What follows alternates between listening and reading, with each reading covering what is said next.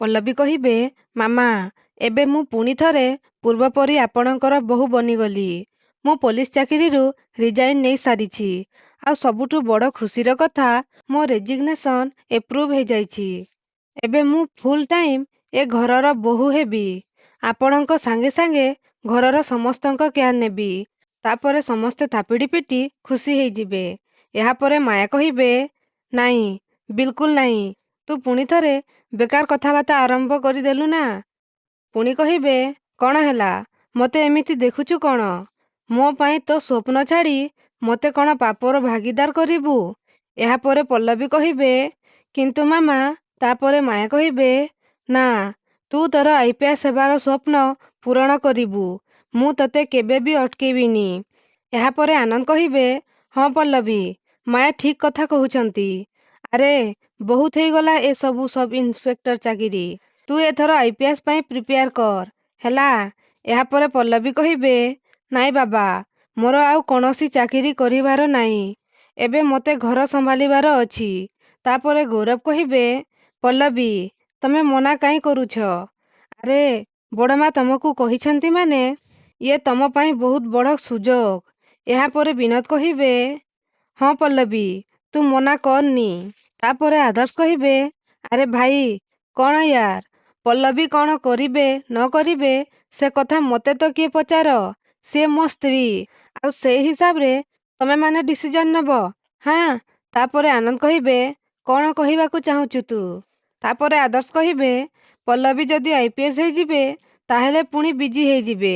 ମୁଁ ତାହେଲେ କ'ଣ କରିବି? ମୋ ଜାଗା ତ ଖାଲି ପଡ଼ିବ ନା। ଆଇ ମିନ୍, ଘରେ ଖେଳିବା ପାଇଁ ଖେଳନା ତ ଦରକାର ନା, ଚୁନୁମୁନୁ ବାବୁ। ତାପରେ ପଲ୍ଲବୀ କହିବେ, ଚୁପ୍ କର ଆଦର୍ଶ। ଏହାପରେ ଆଦର୍ଶ କହିବେ, ନାଇଁ, ମୁଁ ଆଉ ଅପେକ୍ଷା କରିପାରିବିନି। ଦେଖ ପଲ୍ଲବୀ, ତମେ ମାଙ୍କ ପାଖରେ ପ୍ରମିସ୍ କରିଛ ଯେ ତମେ ମହାପାତ୍ର ଖାନଦାନର ଆଦର୍ଶ ବୋହୂ ହେବ, ହଁ ନା ନାହିଁ? ତେଣୁ ତମେ ଆଇଡିଆଲ ମା ହେବା ଦରକାର, ହଁ ନା ନାହିଁ? ଇଏ ବି ଗୋଟେ କର୍ତ୍ତବ୍ୟ କି ତା ଶାଶୁ ଶ୍ୱଶୁରଙ୍କୁ ନାତି ନାତୁଣୀଟିଏ ଦେବା ଦରକାର। ତାପରେ ରିମଝିମ୍କୁ ବାନ୍ତି ହେଲା। ତାପରେ ଦୌଡ଼ିକି ଚାଲିଯିବେ। ତାପରେ ମମତା ରିମଝିମ୍ଙ୍କ ପଛେ ପଛେ ଯିବେ। ଆଉ ତାପରେ ମମତା ଆସିଲେ ଆନନ୍ଦ କହିବେ, ମମତା, ରିମଝିମ୍ର କ'ଣ ହେଲା? ହଁ ହେଲା। ତମେ ବ୍ୟସ୍ତ ହେବା କିଛି ଦରକାର ନାହିଁ। ମୁଁ ଡକ୍ଟରକୁ ଫୋନ୍ କରି ଡକେଇ ଦଉଛି। ତାପରେ ମମତା କହିବେ, ଭାଇ, ଆପଣ ଡକ୍ଟରକୁ ଡାକିବା କିଛି ଦରକାର ନାହିଁ। ଆଉ ଆପଣମାନେ ସମସ୍ତେ ଟେନସନ୍ ନେବା କିଛି ଦରକାର ନାହିଁ। ଗୌରବ, ଯା, ରିମଝିମ୍କୁ ନେଇ ଡକ୍ଟର ପାଖକୁ ଯା। ତାପରେ ଗୌରବ କହିବେ, କିନ୍ତୁ ବଡ଼ବାପା ତ କହିଲେ ଡକ୍ଟରକୁ ଡକେଇ ଦେବେ। ତାପରେ ମମତା କହିବେ, ସିଏ ନୁହନ୍ତି, ତତେ ହିଁ ରିମଝିମ୍କୁ ନେଇ ଡକ୍ଟର ପାଖକୁ ଯିବାକୁ ହେବ। ବୁଦ୍ଧୁ କୋଉଠିକାର, ତୁ ବାପା ହେବା ପାଇଁ ଯାଉଛୁ। ତାପରେ ଗୌରବ କହିବେ, କ'ଣ ହେଲା, ମୁଁ ବାପା ହେବାକୁ ଯାଉଛି? ତାପରେ ମମତା କହିବେ, ହଁ, ରିମଝିମ୍ ମା ହେବାକୁ ଯାଉଛି। ତାପରେ ଆଦର୍ଶ କହିବେ, ଆରେ ୱାଃ, ମୁଁ ଏଠି ଭାଉଜଙ୍କ ନାଁ କହୁ କହୁ ଭାଉଜ ତାଙ୍କ ନମ୍ବର ଲଗେଇଦେଲେ। ତାପରେ ଆଦର୍ଶ ଯାଇ ପଲ୍ଲବୀକୁ କହିବେ, ଦେଖିଲ ତ ମ୍ୟାଡ଼ାମ୍, ମୁଁ ଯାହା ଅପେକ୍ଷା କରୁଥିଲି ନା, ଆଉ ଅପେକ୍ଷା କରି ରହିପାରିବିନି। ଦେଖ, ତମେ ଆଗେ ଗୋଟେ ଚୁନମୁନ ବାବୁ ଦେଇଦିଅ। ତାପରେ ତମେ IPS ହୁଅ କି କ'ଣ ହୁଅ, ମୋର କିଛି ଅସୁବିଧା ନାହିଁ।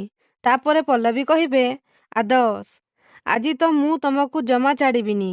ତାପରେ ଆଦର୍ଶ ଓ ପଲ୍ଲବୀ ଉପରକୁ ଚାଲିଯିବେ। ଆଉ ଏପଟେ MLA କହିବେ, କ'ଣ କରିବି ମୁଁ? ମହାପାତ୍ର ଫ୍ୟାମିଲି ଉପରେ ମୁଁ ପ୍ରତିଶୋଧ କେମିତି ନେବି? କେମିତି ପ୍ରତିଶୋଧ ନେବି? ତାପରେ ତାଙ୍କ ସ୍ତ୍ରୀ ଆସି କହିବେ, ଆପଣଙ୍କ ପ୍ରତିଶୋଧ ନିଶ୍ଚୟ ପୂରଣ ହେବ MLA ଭୈରବ ଭରଦ୍ୱାଜ। ଆପଣଙ୍କ ଝିଅ ଏ ପ୍ରତିଶୋଧ ନିଶ୍ଚୟ ପୂରା କରିବ। ତାପରେ MLA କହିବେ, ଆଶ୍ଚର୍ଯ୍ୟର କଥା, ମୋର ଗୋଟିଏ ବୋଲି ଝିଅ ହେମନ୍ତଙ୍କ ସ୍ତ୍ରୀ। ମୋ ନିର୍ବାଚନ ମଣ୍ଡଳୀରେ ମୋର ଆଉ ଗୋଟେ ଝିଅ ଜନ୍ମ ହେଲା କୋଉଠୁ? ହେମନ୍ତକୁ ମାରି ସାରିଲା ପରେ ମୋ ଝିଅ ତ ମୋ ସାଙ୍ଗେ କୌଣସି ସମ୍ପର୍କ ରଖିବାକୁ ଚାହୁଁନି। ଇଏ ପୁଣି କୋଉ ଝିଅ, ସ୍ୱର୍ଗରୁ ଗଡ଼ିଆ। ଭଦ୍ରେ କିଏ ତମେ? ମୋ ନିର୍ବାଚନ ମଣ୍ଡଳୀ କୋଉ ପଞ୍ଚାୟତର ଜନତା ତମେ? ମୁଁ ତ ଜାଣିପାରୁନି। ତାପରେ ସେ ସ୍ତ୍ରୀ ଲୋକ MLA ପାଖକୁ ଆସିବେ। ତାପରେ MLA ଦେଖି ଆଶ୍ଚର୍ଯ୍ୟ ହେଇଯିବେ। ଆଉ କହିବେ, ତମେ? ତାପରେ ସେ ସ୍ତ୍ରୀ ଲୋକ କହିବେ, ଲାଗିଗଲା ନା ଝଟକା।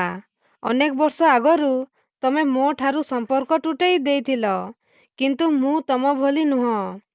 ମୁଁ ତମ ବିପଦ ସମୟରେ ତମ ସହ ଠିଆ ହେବା ପାଇଁ ଆସିଛି, ତମ ଝିଅ ସାଙ୍ଗରେ। ତାପରେ ଏମଏଲଏ କହିବେ, ପୁଣି ଝିଅ। ତାପରେ ସେ ସ୍ତ୍ରୀ ଲୋକ କହିବେ, ଆସ୍। ତମେ ଯେତେବେଳେ ମୋତେ ଡିଭୋର୍ସ ଦେଲ, ସେତେବେଳେ ମୁଁ 2 ମାସର ପ୍ରେଗନେଣ୍ଟ ଥିଲି। ଆଉ ଏ କଥା ମୁଁ ତମକୁ କିଛି ବି କହିନଥିଲି, କାହିଁକି ନା ମୋର ତମ ଉପରେ ଭରସା ନଥିଲା। ଏବେ କିନ୍ତୁ ତମ ବିପଦ ସମୟରେ ଆମେ 2 ଜଣ ତମ ସହିତ ଠିଆ ହେବାକୁ ଆସିଛୁ, ଖାସ୍ କରି ତମ ଝିଅ। ତାପରେ ଏମଏଲଏଙ୍କ ଝିଅ କହିବ, ଆପଣ ମୋତେ କହିଲେ ନା ଡ୍ୟାଡ୍, ଆନନ୍ଦ ମହାପାତ୍ର ଓ ଆଦର୍ଶ ମହାପାତ୍ର ପାଖରୁ ଆପଣ କେମିତି ପ୍ରତିଶୋଧ ନେବେ। ତ ଚିନ୍ତା କରନ୍ତୁ, ମହାପାତ୍ର ଖାନଦାନକୁ ଧ୍ୱଂସ କରିବା ପାଇଁ ଖାସ୍ ମୁଁ ଆପଣଙ୍କ ସାହାଯ୍ୟ କରିବି।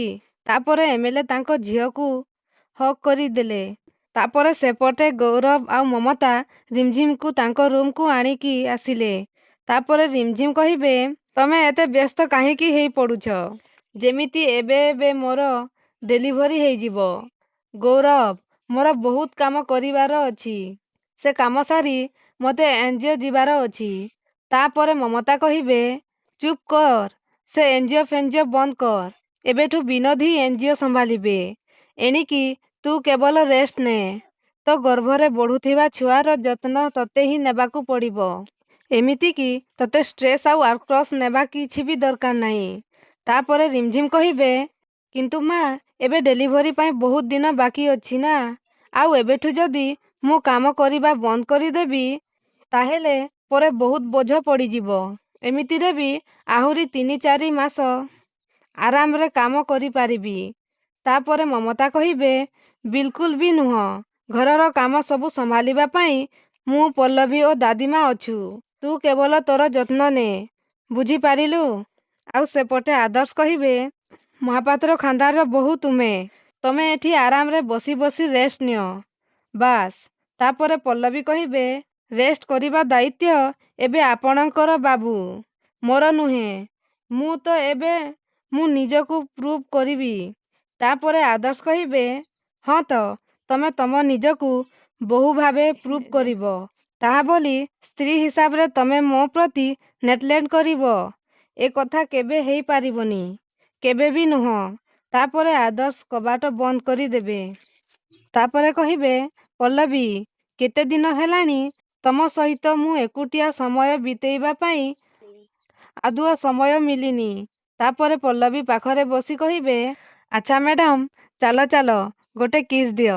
ତାପରେ ପଲ୍ଲବୀ କହିବେ, ଆଚ୍ଛା ତମ ପୁଅମାନଙ୍କୁ ଏହା ଛଡ଼ା କିଛି ଜଣା ଅଛି ନା ନାହିଁ?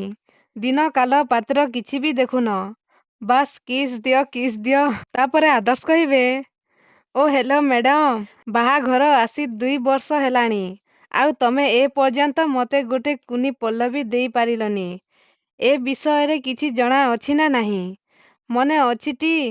ତାପରେ ପଲ୍ଲବୀ ଆଦର୍ଶକୁ ତାଙ୍କ କୋଳରେ ଶୁଆଇ କହିବେ, ହଁ ଆଦର୍ଶ, ତମେ ଏକଦମ ଠିକ୍ କଥା କହୁଛ। ମୁଁ ବହୁତ ଥର ଚିନ୍ତା କରିଛି, ଏ ପୋଲିସ ଡ୍ୟୁଟି, ଗୋଟିଏ ବୋହୂ ହେବାର ଡ୍ୟୁଟି କରି କରି ମୁଁ ତମ ପ୍ରତି ବହୁତ ଅନ୍ୟାୟ କରିଛି। ଆଉ ତମକୁ ଯେତିକି ପ୍ରେମ ଆଉ ଭଲ ପାଇବା ଦେବା କଥା, ସେତିକି ମୁଁ ଦେଇପାରିଲିନି। ତମେ କ'ଣ ଭାବୁଛ ଏସବୁ ମୁଁ ଅନୁଭବ କରୁନି? ତାପରେ ଆଦର୍ଶ ଉଠିକି କହିବେ, ସତରେ? ତା ମାନେ ତମେ ମାନୁଛ ଯେ ତମେ ମୋ ପ୍ରତି ନେଗଲେକ୍ଟ କରୁଛ? ମାନେ ତମେ ମୋତେ ଯେତିକି ଭଲ ପାଇବା ଦେବା କଥା, ସେଥିରୁ କମ୍ ହେଇଯାଉଛି, ମାନୁଛ ଟି? ହଁ, ଗ୍ରେଟ୍। ତାହେଲେ ମୁଁ ଗୋଟେ କାମ କରୁଛି, ଏବେ ଗୋଟେ ସପ୍ତାହ ପାଇଁ ଗୋଟେ ଭଲ ରିଜର୍ଟ ବୁକ୍ କରି ଦଉଛି। ତାପରେ ଆମେ ସେଠିକି ହନିମୁନ ପାଇଁ ଯିବା, ନା କ'ଣ କହୁଛ? ତାପରେ ସେପଟେ ଗୌରବ କହିବେ, ମୁଁ ଗୋଟେ ନୁହେଁ, ଏକାଥରକେ 2ଟା ଛୁଆ ଦରକାର, ଗୋଟେ ତମ ଭଳି ଆଉ ଗୋଟେ ମୋ ଭଳି। ତାପରେ ରିମଝିମ କହିବେ, ହଁ, ତମର କ'ଣ ଅଛି? ତମର 2ଟା ଛୁଆ ଦରକାର ତ? ତମେ କହିଦେଲ, ବାସ୍ ସରିଗଲା। କିନ୍ତୁ 2ଟା ଛୁଆକୁ ସମ୍ଭାଳିବାକୁ ମୋତେ କେତେ କଷ୍ଟ କରିବାକୁ ପଡ଼ିବ, ସେ କଥା ତମେ କ'ଣ ବୁଝିବ? ତାପରେ ଗୌରବ କହିବେ, ଆରେ ବାବା, ତମେ ଏକା କାହିଁ କଷ୍ଟ କରିବ? ମୁଁ ଅଛି ନା, ମୁଁ ତମକୁ ହେଲ୍ପ କରିବି। ତମେ ଛୁଆମାନଙ୍କୁ ଗାଧେଇ ଦେବ, ମୁଁ ସେମାନଙ୍କୁ ଡ୍ରେସ୍ ପିନ୍ଧାଇ ଦେବି। ତମେ ତାଙ୍କ ପାଇଁ ଖାଇବା ବନେଇ ଦେବ, ମୁଁ ସେମାନଙ୍କୁ ଖୁଆଇଦେବି। ତାପରେ ରିମଝିମ୍ ତାଙ୍କ ମନେ ମନେ କହିବେ, ଗୌରବ ମୋ ଉପରେ ଏବେ ବହୁତ ଖୁସି ଅଛନ୍ତି, ତେଣୁ ଏଇଟା ହିଁ ଠିକ୍ ସମୟ। ଏବେ ତାଙ୍କ ସହିତ କଥା ହେବା ଉଚିତ।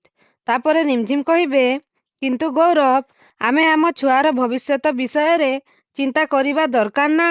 ତାପରେ ଗୌରବ କହିବେ, ଆରେ ହଁ ବାବା, ଚିନ୍ତା କରିବା ନା।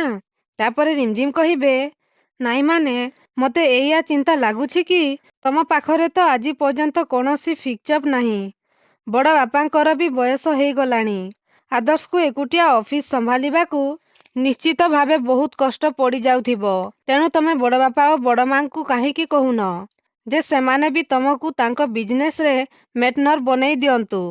ତାପରେ ଗୌରବ କହିବେ, କ'ଣ କହିଲ? ତାପରେ ସେ ବେଡ୍ରୁ ଉଠି ପଡ଼ିଲେ। ତାପରେ ରିମଝିମ୍ ବି ବେଡ୍ରୁ ଉଠି ପଡ଼ିଲେ। ତାପରେ ରିମଝିମ୍ କହିବେ, ନାଇଁ ମାନେ, ତମେ ଲାଇଫରେ କୋଉଠି ନା କୋଉଠି ସେଟ୍ ହେବା ଦରକାର ନା? ତେଣୁ ଆଉ କୋଉଠି କାହିଁକି? ତମ ଘର ବିଜନେସରେ କାହିଁକି ସେଟ୍ ନ ହେବ? ତାପରେ ଗୌରବ କହିବେ, ରିମଝିମ୍, ତମେ ହୁଏତ ଠିକ୍ କଥା କହିଥାଇପାର, କିନ୍ତୁ ମୁଁ ଏ ବିଷୟରେ ବଡ଼ ବାପା ଓ ବଡ଼ ମାଙ୍କ ସହିତ କେବେ ବି କଥା ହେବିନି। ଯଦି ସେମାନେ ଅନୁଭବ କରିବେ, ତାହେଲେ ସେମାନେ ତାଙ୍କ ଆଡ଼ୁ ନିଜେ କହିବେ। ଦେଖ, ଆଜି କହିଦେଲ, ଆଉ କେବେ ବି ଏ କଥା ମୋ ଆଗରେ କହିବନି। ତାପରେ ଗୌରବ ଚାଲିଯିବେ। ତାପରେ ରିମଝିମ୍ ରାଗିଯିବେ। ତାପରେ ଏପଟେ ଆଦର୍ଶ କହିବେ, ପଲ୍ଲବୀ, ଶୁଣ ନା, ଏଟଲିଷ୍ଟ ଗୋଟେ କି ଦିଟା ମୋତେ ଚୁନମୁନ ଦେଇଦିଅ ନା, ପ୍ଲିଜ୍ ପ୍ଲିଜ୍ ପ୍ଲିଜ୍। ତାପରେ ପଲ୍ଲବୀ କହିବେ, ଆରେ ଧୀରେ କୁହ ନା, ଏକଦମ ଧୀରେ କୁହ। କେବଳ ତମକୁ ନୁହେଁ, ଛୁଆ ମୋତେ ବି ଦରକାର ଆଦର୍ଶ। ତାପରେ ଆଦର୍ଶ କହିବେ, ତାହେଲେ ତ ବହୁତ ବଢ଼ିଆ ହେଲା। ତାପରେ ପଲ୍ଲବୀ କହିବେ, କିନ୍ତୁ ଏବେ ନୁହେଁ। ତ ଦର୍ଶକ ବନ୍ଧୁ, କ'ଣ ପଲ୍ଲବୀ ମାୟାକୁ ଦେଇଥିବା କଥା ପୂରଣ କରିବେ କି? ଆମକୁ କମେଣ୍ଟ କରି ଜଣାନ୍ତୁ।